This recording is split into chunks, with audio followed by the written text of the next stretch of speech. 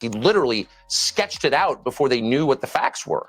And then during the course of the investigation, he systematically, I'm not guessing, by the way, this is not a conspiracy theory. This is the testimony of people who are directly involved in the commissioning. Chairman Tom Kean, the former governor of New Jersey, Republican governor, he stage managed the entire thing and prevented investigators from looking into like core questions. For example, the CIA was fully aware that many of the hijackers who committed 9/11 were in the United States. They had followed them, as the trailer suggests, around the world. 11 out of the 19 hijackers had visas for travel to the United States issued in Jeddah, Saudi Arabia, at exactly the moment that John Brennan was the station chief for the CIA in Saudi Arabia. They knew that they were here. They didn't hide the fact that they were here. I mean, Khalid al-Mihdhar, who was a 26-year-old Saudi, the plane that hit the Pentagon, was in the San Diego phone book. And he was being followed by the CIA. I mean, this is all documented. And not just by the CIA, by foreign intel services, probably the British, possibly the French, definitely the Israelis. They knew. Now, I'm not alleging that they committed 9/11, but I am stating, because it's a fact, that they were aware the hijackers were in the U.S. and were planning a terror attack against the United States. And they never passed that information to the FBI. This stuff this is not new stuff, right? If you were following this stuff back in 2000, again, I'll just mark here like 2005, 2006, around the 5th anniversary, when a lot of these documentaries came out. Loose Change is one of the more popular ones, but there were tons of other documentaries. I mean, it was known that the CIA knew the hijackers were in the country, and there was all this conversation about the CIA not sharing information with the FBI. So obviously somebody messed up in the U.S. government regarding 9/11, and obviously that 9/11 was used to, without 9/11, you don't have the Iraq War, right? And we all know Iraq had nothing to do with 9/11. I mean, there's some people, I remember back 20 so years ago, there were some people who really believed that Iraq had weapons of mass destruction and had something to do with 9/11. Because they, at one time they did try to tie Saddam Hussein to Al-Qaeda.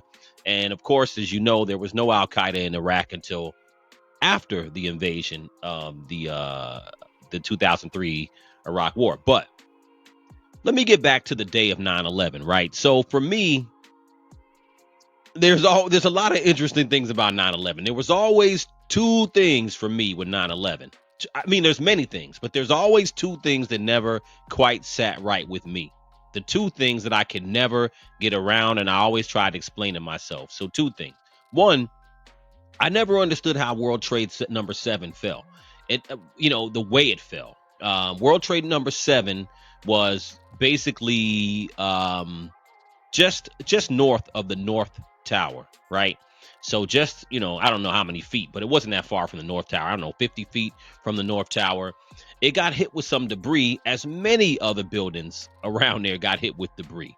But World Trade Center number 7, which was not struck by a plane, and some people, for whatever reason, don't even know about WTC 7. But World Trade 7 was not hit by a plane. Only World Trade 1 and 2, right? As we know. World Trade number 7 fell directly down in a controlled demolition fashion around 5:20 that evening on 9/11/2001. And the way that building fell was odd to me because, again, I worked in the area, and I didn't live in New York during 9/11, but I was here not that long after, and I saw those other buildings, how they look. I think it's the Brooks Brothers building. It was a black building, if I'm not mistaken. I think it was called the Brooks Brothers building or something. That building was there for a long time until they finally took it down. That building was there, I think, until 2007 or so. And that building sustained a lot of damage too. But WTC 7 fell in such a weird way that it just never made sense to me. So I'm like, I wouldn't even say either. It just seems like someone brought it down professionally. Professionally brought it down, and it fell on 9/11. If it had come down a week later, 2 weeks later, then you could say, okay, they put some controlled demolition in there and brought it down. But it came down on the day. It takes weeks and weeks and weeks to set up a controlled demolition. So my point is that building falling down the way it did on that day always seemed weird. Number 2, the second thing that was weird for me for 9/11, and still weird to this day. I was telling a friend of mine about this the other day. We were talking about it. And so the Pentagon crash, right? Now, before I talk about my issue with the Pentagon Flight 77, before I talk about that, right?